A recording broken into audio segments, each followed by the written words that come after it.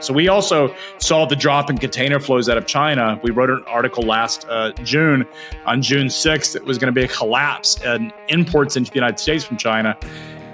There was a lot of folks that were defiant that wasn't going to happen. Before we get started with the show, here's a quick word from our sponsor, Global Training Center. As trade compliance professionals, you want to make sure that your procedures and documentation are completed as correctly as possible to avoid any delays and possible fines. We provide a range of trade compliance courses that will fit your needs. From in-person or web training to recorded on-demand courses, we can train one or even thousands on your team through your learning platform or on our portal. We can even customize a private session for your team. Go to globaltrainingcenter.com to find out more. Folks, we're back for another show with Simply Trade, and we are excited about things going on. We thank you for our listenership. I keep saying that. Lalo and I are very humbled by the results that have been going on. Folks, I mean, our show's trending up. It's just because of y'all. You're sharing us, you're liking us, you're making comments. Lalo, I got to tell you, man, I'm just tickled pink on some things that are going on so forth. But how are you doing, my friend? Doing good. Getting ready to, as we record this, we're getting ready to go to yet another trade show and preparing all our equipment and everything, trying to make sure that we're set up for that. And but yeah, like you said, our listeners are really coming through and allowing us to grow the show and even at different formats. So we're really excited about all the different things that we're doing. Well, and every time we get to go out and do a public appearance, it's one of those that, folks, please come by the booth. We're going to be at ICPA and in the fall conference in San Antonio. But the other is that it's just so humbling. It's so fantastic, especially those that have come by, the rookies in the industry that seem to be learning, and then the seasoned folks that are like, man, we're challenging them to think, and that's what we want. So anyway, today we've got a great show that's going to be coming up, and there'll be a little different avenue on some things here, but it's going to be something that for all of our listeners, folks, this is going to be one that I think talking about the transportation industry and what's going on, some of the trends in that and all that. And we've got somebody that is probably going to forget more than I'm going to get to learn on this. So, Lalo, why don't you introduce our guest? Because this is our guest. And they literally, I can't even talk. Yeah, and they literally write the news on logistics. I mean, literally, the name of the company, FreightWaves, and we have as our guest the CEO of FreightWaves, Craig Fuller, who also has a nice, cool little side hustle with another magazine called Flying Magazine. But we may or may not touch on that. But anyway, I've known Craig here for a couple of years now, and since we started the show, I've been wanting to get him on, and we're glad that we have him on now, and we're excited to see that because again, freight and forwarding and the logistics part is a big part of trade, and we tend to not have enough guests on that. I mean, they're far and few, and we're excited to have them here with us. So, Craig, thank you for joining us, and welcome to the show. Yeah, thanks for having me, guys. I'm excited to be here. Great. So you're down in Chattanooga, is that right? That is correct. Man, I'm going to tell you, that is some pretty country down in there. I'm in Memphis, so it's like I got the Mississippi River bottom type stuff and flat and all that. You've got some mountains and some cool looking areas around there. Absolutely. Tennessee's an interesting state because it has, even though it's a very sort of narrow state, but very wide in terms of sort of top to bottom. But you essentially have three different regions. You've got the Delta, where you're in Memphis. You have Nashville, which is on the plains, and then you have Chattanooga, which is nestled in the mountains. So it's for a state as small as Tennessee is, it provides an enormous amount of variety in terms of sort of geography. The cultures, the different things, and even the music. In Memphis, you've got the blues and the jazz. You've and of course, the rockabilly that came out initially with Elvis and the others in this area. You've got obviously the country and the pop country in the central area. Then you've got, Chattanooga and the eastern side of the state, you've got the bluegrass and the folk music, and all of that is rich in heritage and all that. So it's great in cultures and everything else like that. So Yeah, absolutely. It's a great place to live. We're happy to be here in Chattanooga, and it's been a great place to build a business. Oh, I will say the only other thing, and we'll move on to others, but y'all downtown have revitalized that downtown, and it is phenomenal. So, folks, if you're in the Chattanooga area, go downtown. It looks great, but the aquarium down there, you have a freshwater and a saltwater aquariums that both of them are worth going through. And I got to tell you, man, that is so cool. I could spend all day in those things. Yeah, it's done amazing for the city. It is the largest freshwater aquarium in the world. So you get some pretty interesting species. Everything from Amazon to, the Tennessee River to the Mississippi to rivers like the Ganges. And so you see some pretty interesting wildlife that you wouldn't see at a typical aquarium. And then you have the ocean side, which offers some of the bigger sort of, massive lifestyle. And everyone I take, we get into this debate about whether freshwater or ocean is the better exhibit. I'm a freshwater person, even though the sharks and all the sort of really extreme wildlife live in the ocean aquarium. It's still cool to see some of the species that are in the freshwater side.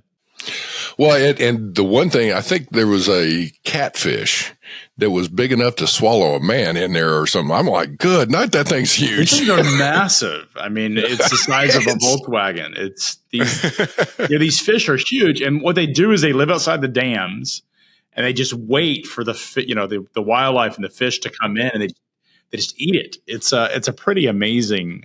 These things can get so big. Yeah.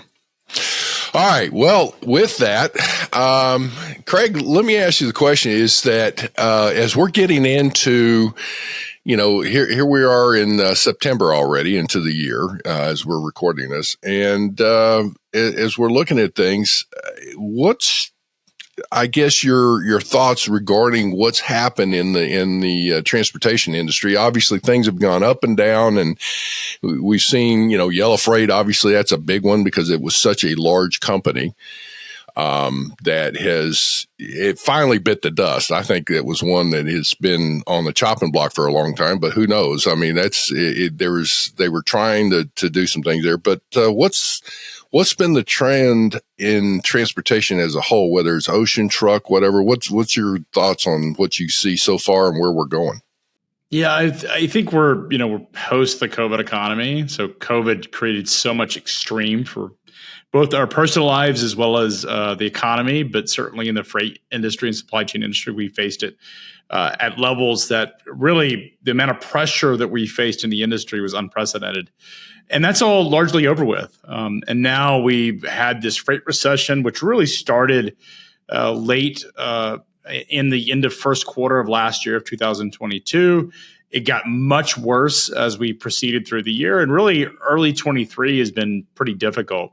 The market, however, according to our data, bottomed out in mid-May. So about May 14th was the effectively bottom of that cycle. So if you think about the freight recession, it started in March of 2022 and then ended, or it hasn't ended per se, but the continued drop in volumes and activity ended in mid-May. And we've seen it actually bounce back since then. So we're starting to see encouraging signs. I think one of the really interesting things in transportation and trucking specifically is it's a super hyper cycle. Every 3 years, typically, trucking sort of has this boom and bust. We start it in 1 month, and then we end it typically 36 to 37 to 38 months later. And that has been the process. And you think about this cycle, it started in April of 2020. On April 18th is when we saw the COVID, when COVID was starting and sort of surging back, when the economy was starting to turn back on. It was April 18th. And then according to our data, the market sort of bottomed this cycle on May 12th. And you could actually suggest that we're into a new cycle now, and it feels pretty dire for a lot of folks. But it actually looks like things are improving. Well, from looking at it, I know that there was several months back, regardless of what the administration is, trying to, any administration, doesn't matter who's in power, always tries to put a, positive spin on things. And sometimes it's like putting lipstick on a pig, trying to say, "Yeah, things are great." And it's like, yeah, right. But manufacturing orders there was a 45% drop, if I recall, 3 months ago, that in manufacturing. I think that it appears that inventory levels are being depleted. Manufacturing demand is off. However, I think things are at a point where they're having to now turn in some orders to gain, some inventory, get some things out there. So maybe things have gotten to the point where, yeah, we've turned that corner in the last couple of months, but it still seems to be cautious. It doesn't appear that companies, and let's go outside the transportation side. You look at consumers are not out there spending yet. And it's been a hard thing for people to try and forecast for demand because the people have been so cautious. Are you seeing some along the same lines that maybe transportation is getting a little bit better, but longer term, the demand just does not seem to be going with that same cycle yet? Yeah, there's a lot of questions about consumer health right now. Consumers have in many ways maxed out a lot of their credit lines. A lot of questions about student loans and the fact that they were deferred. I mean, $390 a month for 25 million Americans is a lot of money that's deferred. So certainly those questions are real. And the question is what happens moving into the third and fourth quarter. And if you'd asked me 2 months ago, I was incredibly bearish about the second half. But one thing I've learned looking at data, and we take high frequency data, which is one of the data sets we look at, are the we call tenders, which are EDI and API transactions between shippers and carriers. So essentially, these are when a big box retailer or a manufacturer, typically larger company, is ordering a truck, they're not calling on the phone or faxing someone an order or emailing it.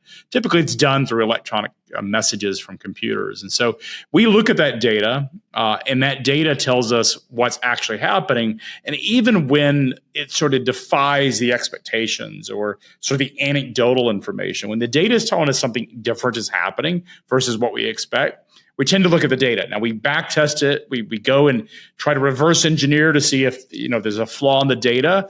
We look at multiple data sources, but when all of the data sort of point in the same direction, it tells us that something is different. And so a couple of examples of this is if you go back and look at some of the big calls that we've made in our history at FreightWays, back in 2019, we were very early in the freight recession, calling that this was a freight recession was coming. That was 2019. Go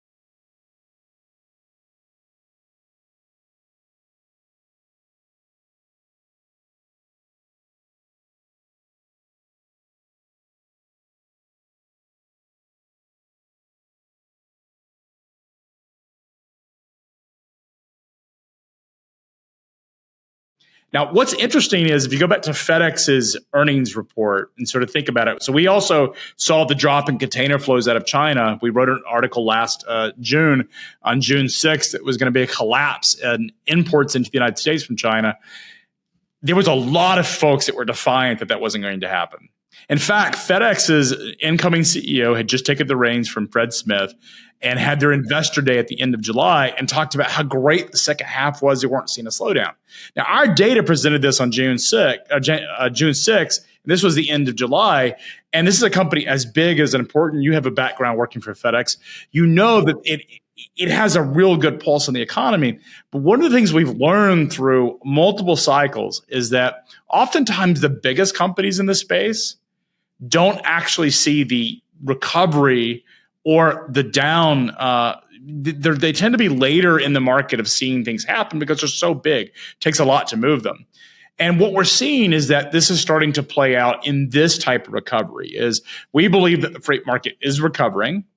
Our data suggests that's the case. We're starting to see things really turn up, but you're still hearing a lot of skepticism and negativity in the market. And that's probably going to play out for a couple of months until people start to feel it themselves. One of the things that's real about this industry is it's massively fragmented. And these signals that we're looking at tend to be way upstream, 4 to 6 months before it's really felt in the market. And so, my prediction here, this is, we're sitting in here in early September, is by the time we roll into sort of, November peak season, things will be better than what people anticipate they are. I'm not calling for a robust, massive recovery, but we are seeing things turn up compared to where they were. Well, to your point, I will say this is, yes, there has been a significant drop of imports directly from China. But I think what has been a driver on that has been, of course, the China tariffs, as we call them, or the Trump tariffs, and the Biden administration has left them in place, has had some impact because they're continuing on. But I think that one of the things that has been a bigger factor with China is people are finally moving away from them because it's just been so much of a hassle. And the Uyghur Forced Labor Prevention Act, the anti-slavery legislation that went through, is, I think, had a major impact on China being a source.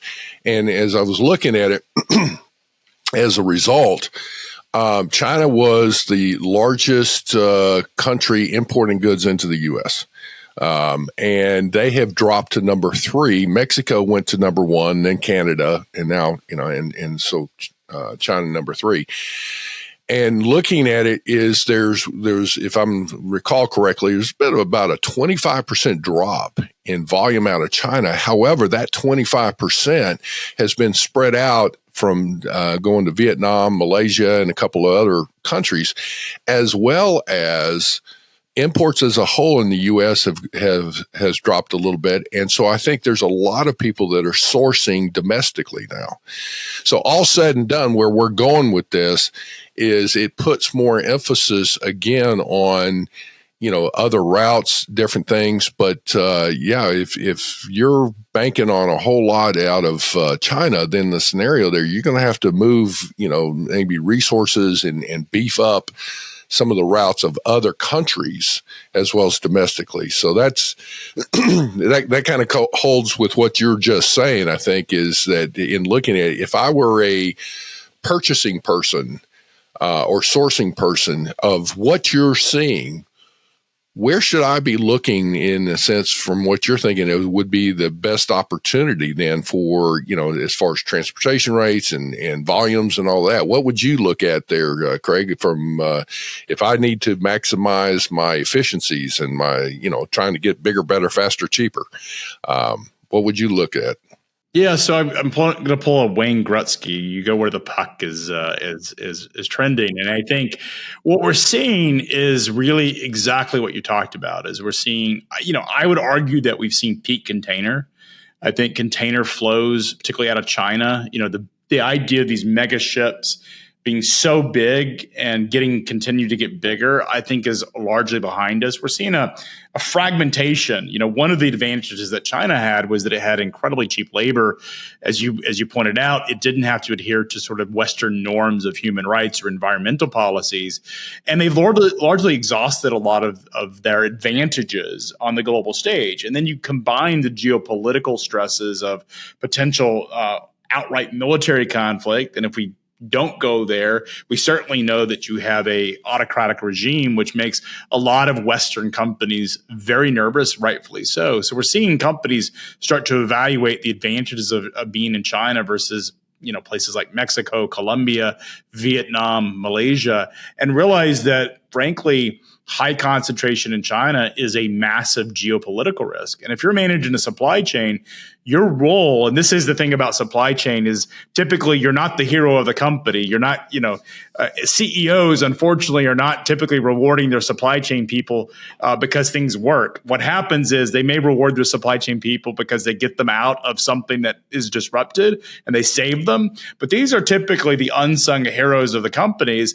They need to be thinking about how to de-risk their business. And one of the risks is having high concentration in a potentially a geopolitical hot zone like China is going to be an enormous risk that unfortunately you can't quantify what that means. And so this is what's happening. This is a trend that's happening. To sort of back it up with data, we look at the trucking market specifically in terms of what we call market share, relative market share. So let's take out all of the individual freight markets in the United States, and let's look at it in terms of how the market's trending, what the market share is per market. So this gives us a perspective. What it does is it eliminates the sort of economic noise of up or down, because you can certainly have in a good market, every market's going to get better. In a bad market, every market's going to get relatively worse. Looking at market share tells us who's gaining, who's losing. So one of the really interesting data points are there are 3 major cities in the United States which are seeing robust increases in truck origin freight, so freight that originates in those markets.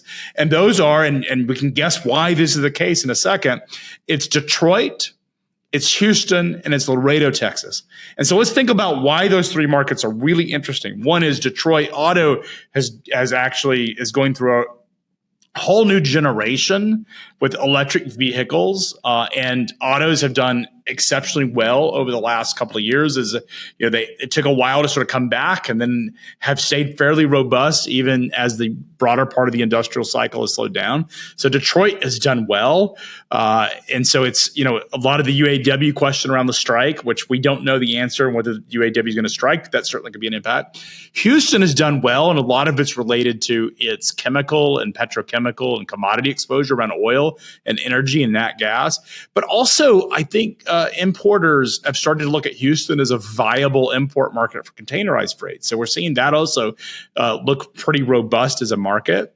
It also benefits from exports for the same reason in those petrochemical commodities.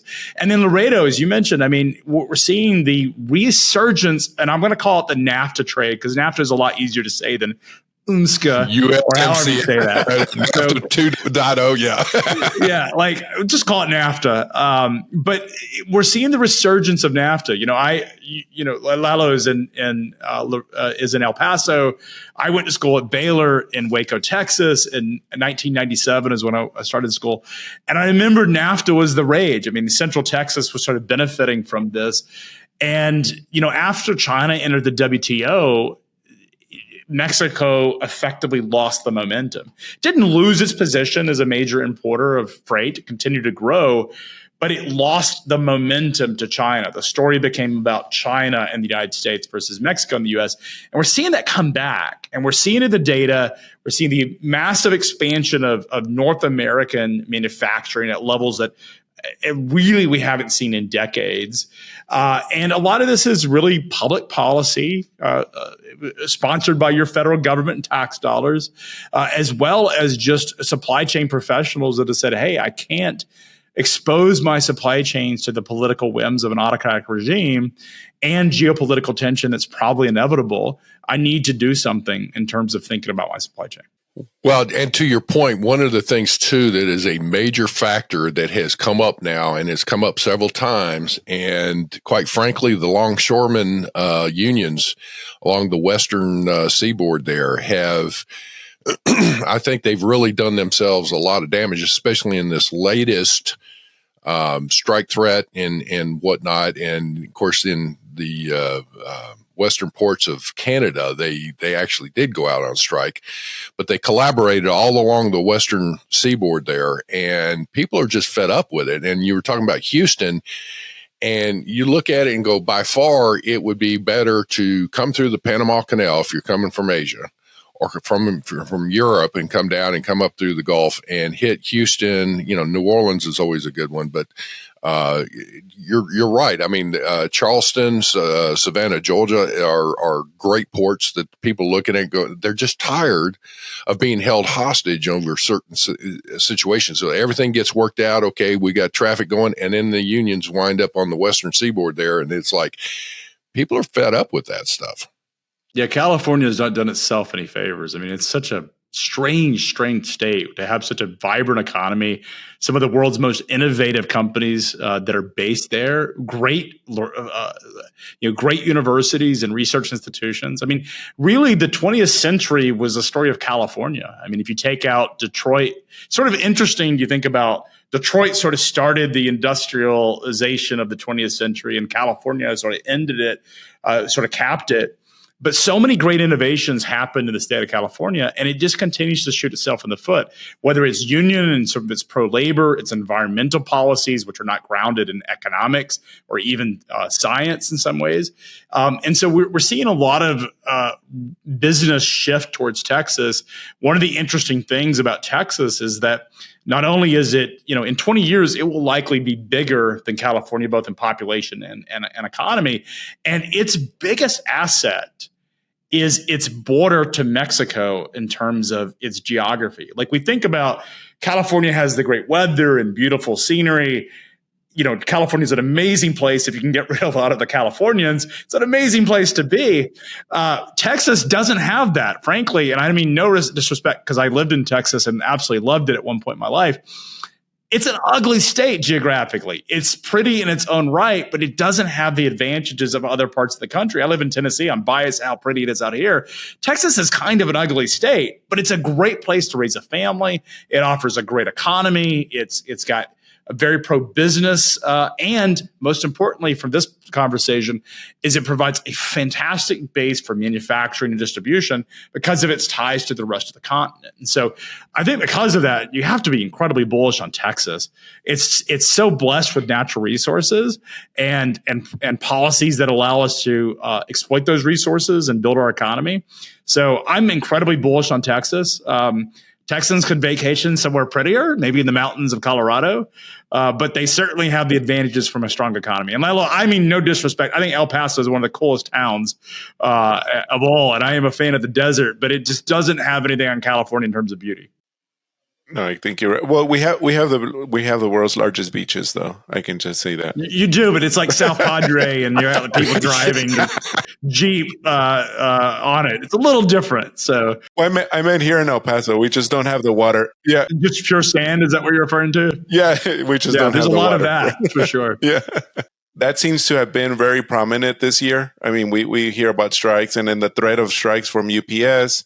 And now the threat of strikes at the UAW in Detroit. Going to be right behind that. That's going to be another one. The unions seem to be emboldened right now, and they're going to town. And I think it's really a shame because their average wages right now are higher than the average person are getting, and they're still pushing. And yeah, look, I think it's just let's just take the questions of why or the frustrations we have as businesses and the lack of continuity, and certainly unions create a lot of risks that I think most businesses don't want to deal with, or any business wants to deal with. The reality is that this is a demographic problem. The unions like to take credit for all the advances that they've made in terms of higher wages and benefits for their employees, and those things are true. But a lot of this is grounded in the fact that we have a real demographic problem for the types of jobs that unions tend to be highly exposed to. So we look at a lot of blue collar jobs. You mentioned UPS. We can't forget what the Teamsters did to Yellow. Now, Yellow did a lot of it itself, but certainly the Teamsters put the nail on top of the coffin. They provided no support there. We've seen the airline unions have also gotten an enormous amount of concessions and continue to put pressure. I think this is going to be a reality that we're going to live with. I grew up in a time when deunionization or unions played a far lesser role in the economy. But you hear about the stories in the 60s and 70s where labor had an enormous amount of power. And I think that's the direction our economy is going in. Like it or not, it's just a reality of economics. When you have a supply and demand mismatch, which is we have a low amount of labor, available labor for the types of jobs that tend to be unionized, it's going to give the unions an enormous amount of power. And I think the labor story is not going to be done in a year. I think we're going to live with this situation for potentially a decade. And if you don't like it, the only thing that's going to really change that variable is an immigration policy, because Americans just aren't having the kids at the frequency that we used to. We have other stuff going on in our lives. And that's the only thing that can change the labor equation right now, is really more immigration, which is not something that's going to happen in Washington.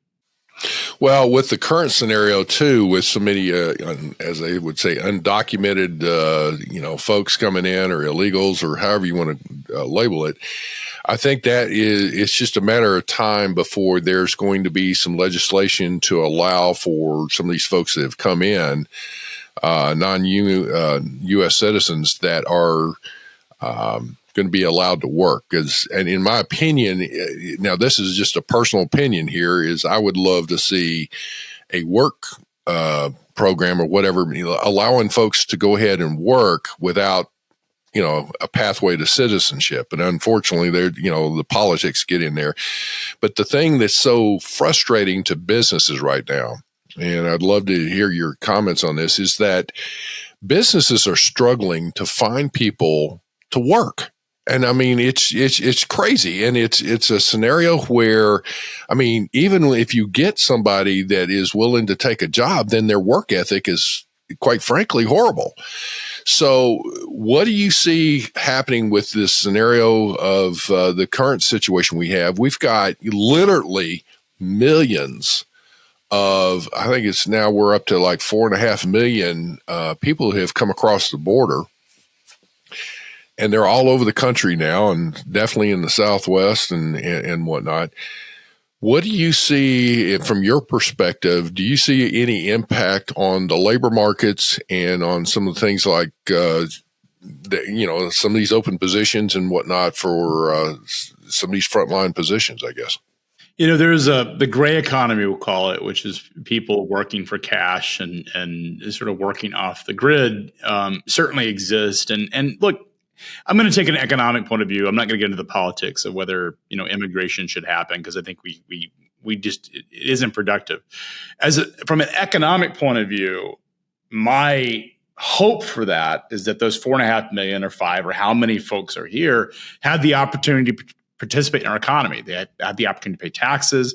They had the opportunity to make a proper wage and support their families, and have the proper path to buy homes and other things that would make them productive citizens into our economy. It is ironic that because of our policies, we've decided that having a path to become productive and pay taxes means that if you support any of those kinds of policies, from a political standpoint, it becomes a lightning rod. It looks like you're endorsing this activity. It's just economics, in my opinion. So I would, the labor force is incredibly tight.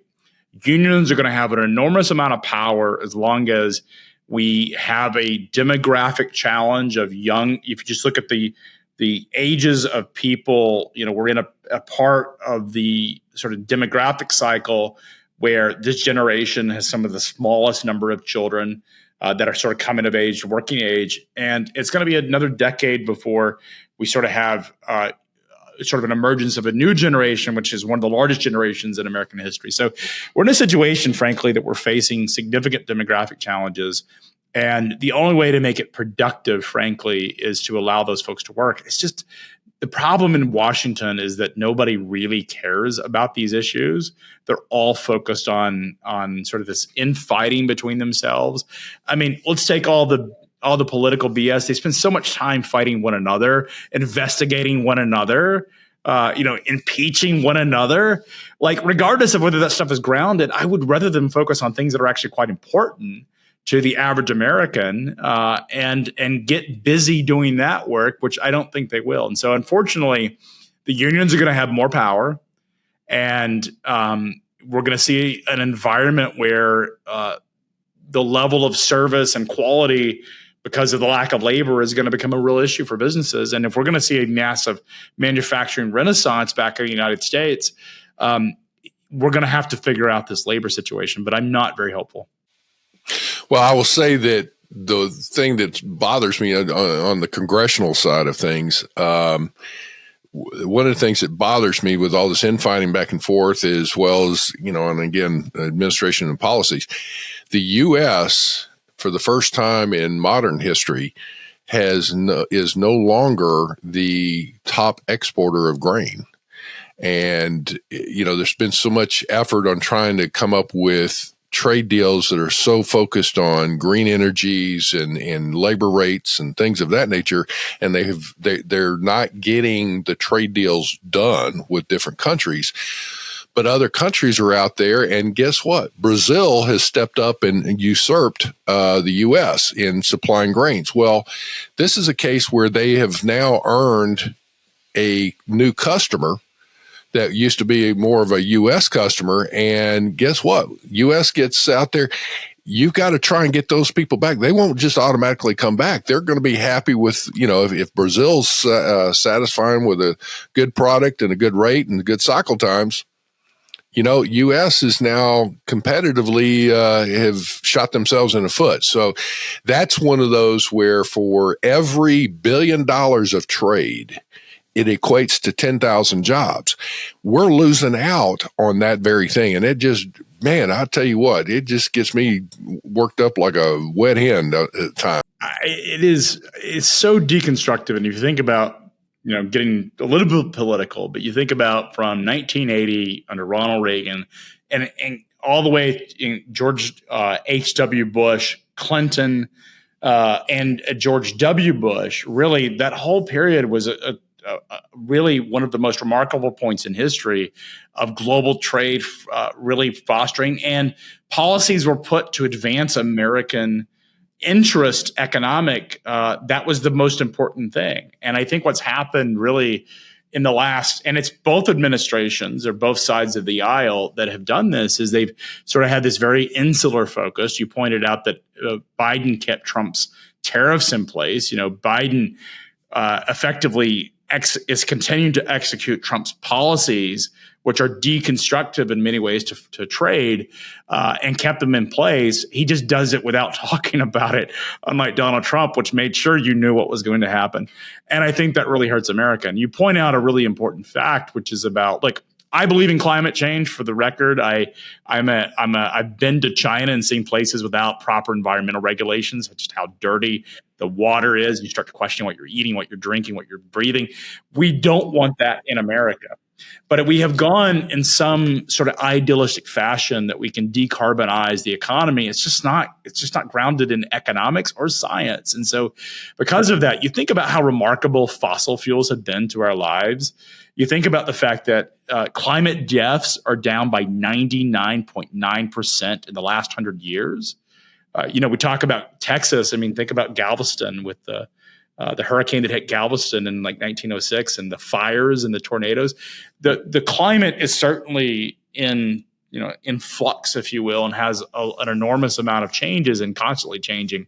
But the reality is that fossil fuels have brought us the technologies and the ability to deal with those issues.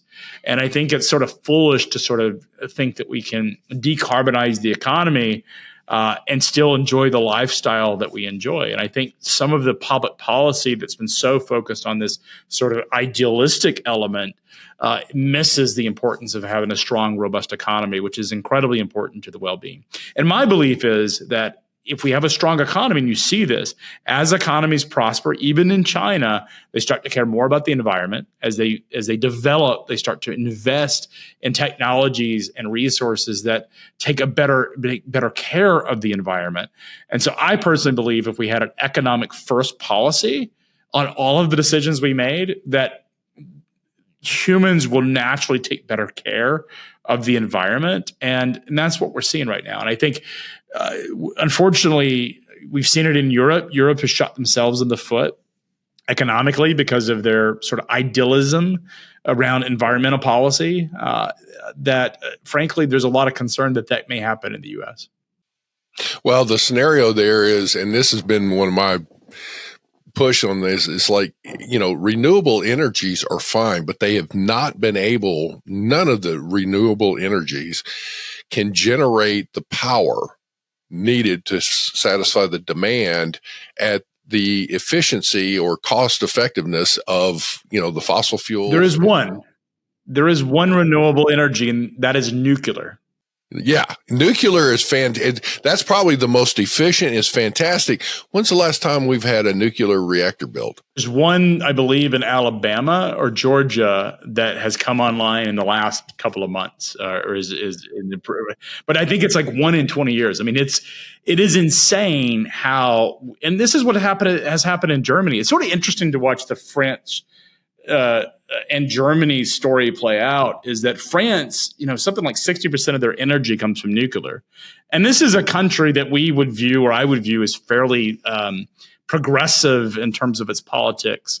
But they have doubled down on nuclear, whereas Germany has done the opposite. And Germany now has turned on its coal plants because it doesn't have power. And it's being held hostage by the Russian story, or was threatened to be held hostage by it, because it had decommissioned most of its nuclear power infrastructure. This is a serious issue. And you mentioned decarbonization. The reality is decarbonization is unlikely to ever happen. And so what do we do to complement it? We need to find cleaner fuels. Well, natural gas, which we're flooded in it in the United States, is a much cleaner fuel than what coal or oil products are. And we should be doing everything. The problem is that is politically, if you went out and promoted, if you're a Democrat and you went out and promoted nat gas as an alternative, there are folks on the extreme environmental lobbies that would say, you're selling out this economy for fossil fuels, and that's the real risk here. Is that, and look, it's in immigration, it's in energy, it's in decarbonization, it's all of these policies where we're fighting among each other, and we're not addressing real ways to really produce a vibrant economy. Well, and I'm of the opinion it's like, okay, push the scenario for renewable, like the EVs now, the electrical vehicles, and all that. That sounds great, but you can't, in my opinion, you cannot just wipe out all of the existing petroleum scenarios and then replace it all with the EV scenario and expect everything to work. It's like, look, there ought to be a balance, because there are scenarios, and I'll give you a good example, where EVs just it's not a feasible option. Farmers, those tractors may sit for a long time, but then when they got to fire them up and get the fields ready in the springtime, and they're plowing and disking and all that, and then seeding and doing all the things they have to do, and then cultivating those crops, you'll be out in the middle of a field, and if your batteries run down, it's like, well, my barn's way off or whatever. What am I going to do? And there's not an easy swap out there. And that's a heavy equipment type scenario. And I know that the government was pushing, like, manufacturers like John Deere and others to come up with an EV solution. Farmers are looking at them going, I'm not buying that, because when, if I'm out in the middle of somewhere, it shuts down. That's a great example to me where an EV is not the solution for everybody. It's, you got to keep going. And you look at and again, I'm not, just to be clear, I believe in climate change, and I believe in protecting our environment. But you look at what fossil fuels have done to enable the United States to win the agriculture race. It's one of the reasons we have so much surplus in food, is because fossil fueled vehicles have enabled us farmers to become 100 times more productive than done by hand. And so we think about that. We have to be very careful of these policies. As you mentioned, it's not just farming, it's also trucking. Look at the most successful EV manufacturer in the world, arguably the most successful technology in automotive period, the company, Tesla I'm talking about. they've produced something like 40 Tesla semis. And Elon Musk came out in 2017 and predicted or made a boast that he was going to have 200,000 of these Tesla semis on the road by 2022. And they've produced 40. Here's the crazy part is we count them on FreightWaves. We've seen at least 15 of those Tesla semis being towed somewhere around the country. So if Tesla can't get this right, if the most successful electronic EV manufacturer in the world cannot figure out how to make a semi work in the field, in the wild, there is no hope that the other manufacturers are going to get there quickly. And I think that's the problem is policy is leading with these idealistic concepts. And sometimes you need that. We want cleaner air. We want cleaner water. Some of the environmental movement that took place in the 60s and 70s have enabled that. But when you talk about decarbonization, what they're actually not understanding is that so much of the reason we have these vehicles and they're heavy and they require an enormous amount of energy consumption is because the mission itself that is built for requires that energy consumption anyways. And so there's a lot of things that need to happen, but it's frankly, it's going to be a generational challenge that we're just going to have to contend with. Well, and that the recharging on the EVs with those, especially the trucks, I know that there was a trucking company that was putting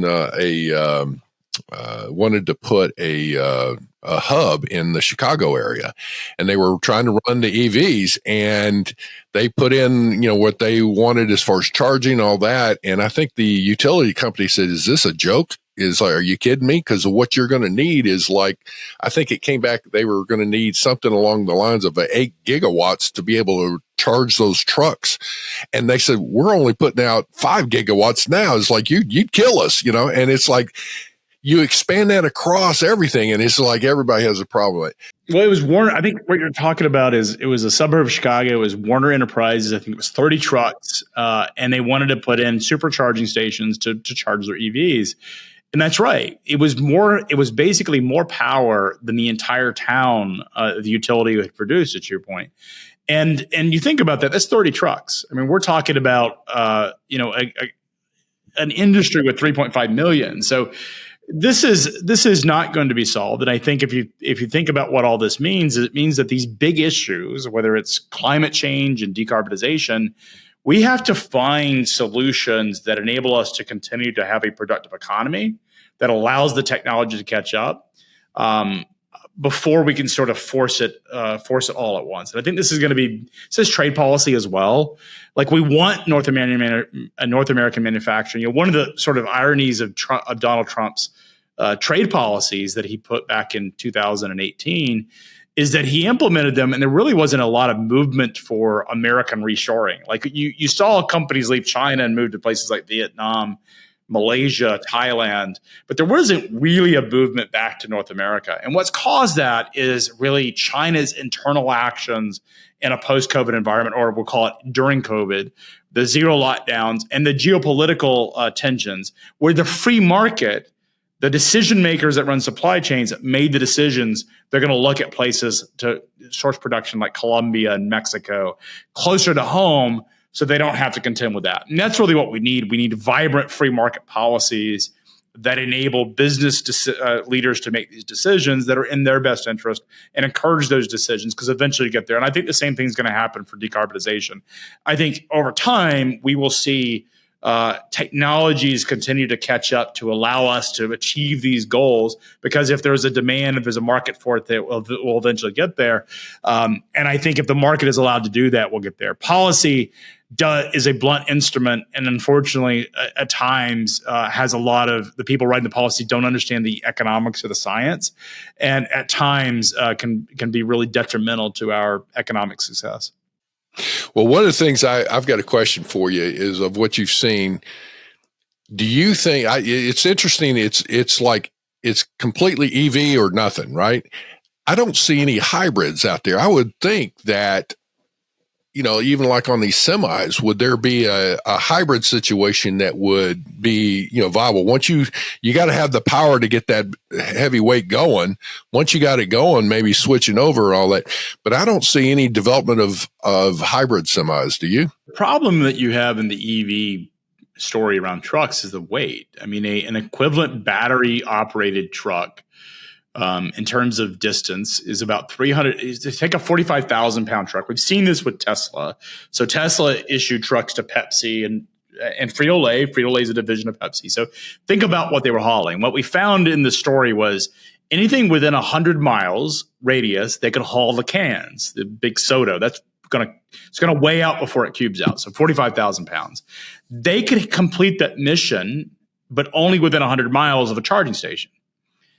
The Frito-Lay, the chips, stuff that is going to cube out before it weighs out, was able to do the 300-mile distance. And just put that in perspective, a typical semi-truck, you'll have 100 to 150 gallons it can hold. And now we're seeing fuel economy get in the 8, 9, 10 miles per gallon. And so we're seeing a situation where a truck should be able to go 1,000 to 1,200 miles on a single tank or two tanks of fuel.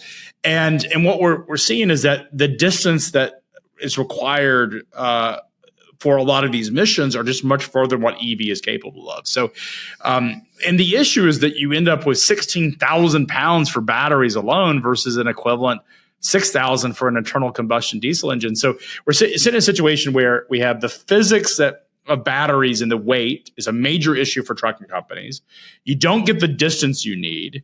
You have the lack of dependability. We haven't run through enough cycles to see how these vehicles are going to perform in the wild. The ones that have been in the wild, the Tesla Semi, have consistently, from reports, had to be moved in for maintenance issues that they've broken down or had other issues that have to be dealt with.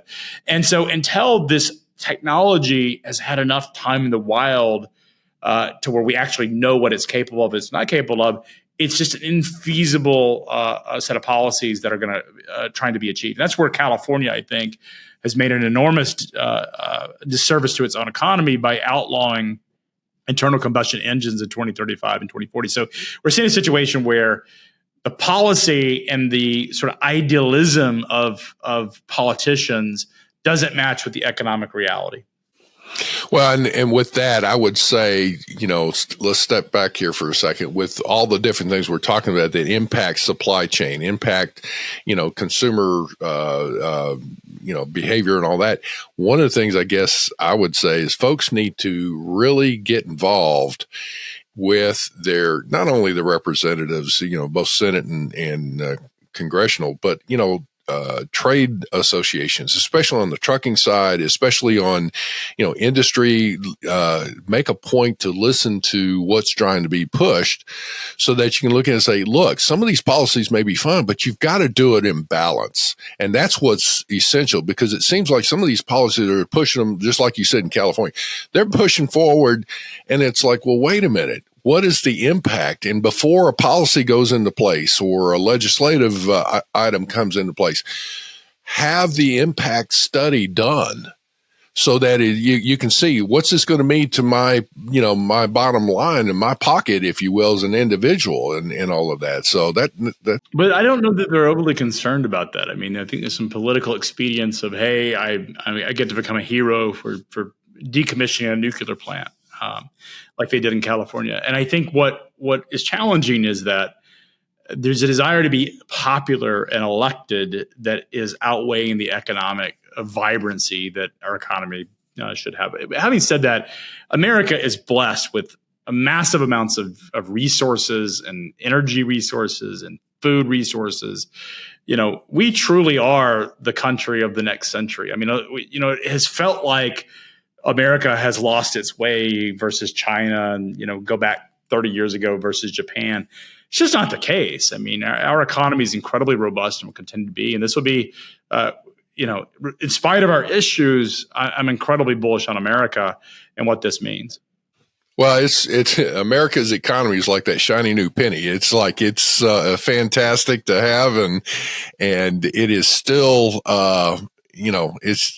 in traveling around the world, it's still fantastic to be here. So we appreciate your listenership here again. And as we're looking at this and we wrap things up, we really hope that you will make comments for what Craig has given us today. And with that, Lalo, anything you need to add? No, that's just it. I just want to give Craig the opportunity to wrap up, I guess, and because I know we need to go. Yeah, you can find me. You can find our content on freightwaves.com, or you can find me personally on Twitter, or X, we call it now, at Freight Alley. So look forward to connecting with you. That's the best way to reach me. Right, and we'll have all that on the show notes. Thank you, Craig. Thanks for joining us. Appreciate you guys. Take care.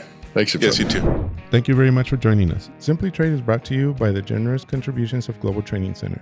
You can follow the show and GTC on LinkedIn or Twitter and other social networks. Make sure you check out the show notes in the description for a full rundown of today's show with all the important links. Also, make sure that you share this with a friend and subscribe on your favorite streaming platform. We really like hearing from you. If you enjoyed the show, make sure to rate and review wherever you listen to this podcast. If you or someone you know would like to be a guest in the show or would like to sponsor Simply Trade or suggest any topic you would like for us to discuss, please contact us via email at simplytrade@globaltrainingcenter.com, or you can DM us on Twitter at simplytradepod. Thank you again for the privilege of your time. Happy trading. Simply Trade is not a law firm or an advisor. The topics and discussions conducted by Simply Trade hosts and guests should not be considered and is not intended to substitute legal advice. You should seek appropriate counsel for your own situations. These conversations and information are directed towards listeners in the United States for informational, educational, and entertainment purposes only and should not be substituted for legal advice. No listener or viewer of this podcast should act or refrain from acting on the basis of information on this podcast without first seeking legal advice from counsel.